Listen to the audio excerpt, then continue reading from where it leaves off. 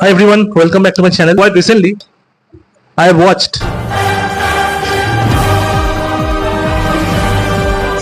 and I must say this is the best Fantastic Four movie ever done as of now. Why? Because there are a couple of reasons. First of all, we got a Fantastic Four movie nearly each decade, starting from 1994, and counting this, there has been 5 movies till now, with one unreleased film.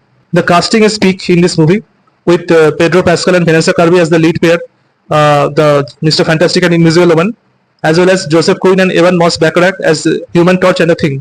Plus, we have Ralph Ineson as Galactus and Julia Garner as Shala Bull, the female Silver Surfer. It is actually an alternate version of the character for Norrin Bratt, and they had the chance to play with this character because this story is set in an alternate Earth, Earth 828 to be specific, and it is not associated with the main timeline 616. So the director got to choose a fresh take on all these characters and also explain how they were not initially present in the sacred timeline.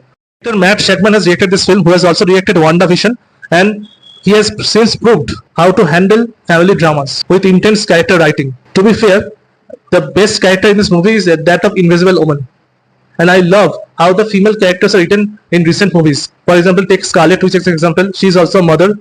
Now, we have recently liked Elena Belova from Thunderbolts, who is played by Florence Pugh. Now, Susan Storm, played by Vanessa Kirby. They are example of peak character writing. And parallel to that, so is the Human Torch, who is played by Joseph Quinn, who is the best iteration of the character ever. In all the movies, we have seen Human Torch or Johnny as a hothead and a womanizer kind of character.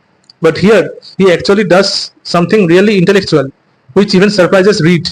He has quite a focus on the mission. The Thing is also different here, who is Ben Grimm in real. So instead of dealing with depression and self-realization or identity crisis, he is actually celebrating to be a thing. And with his newfound powers, he is actually enjoying his life. I expect Mr. Fantastic to show more of his powers, but his real powers lie in here and not in his stretchy limbs. So we have seen how he has managed to use that big brain of his to defeat Galactus. And Galactus is not a cloud in this movie, similar to previous iteration in the Fantastic Four Rise of the Silver Surfer, and which butchered his character and character design. The timeline in this Earth is around 1960s, but it is already retro-futuristic, which is way advanced than current technologies in our sacred timeline. The Fantastic Four are basically a rip-off or similar to Incredibles. Love the family dynamics between them, all these characters.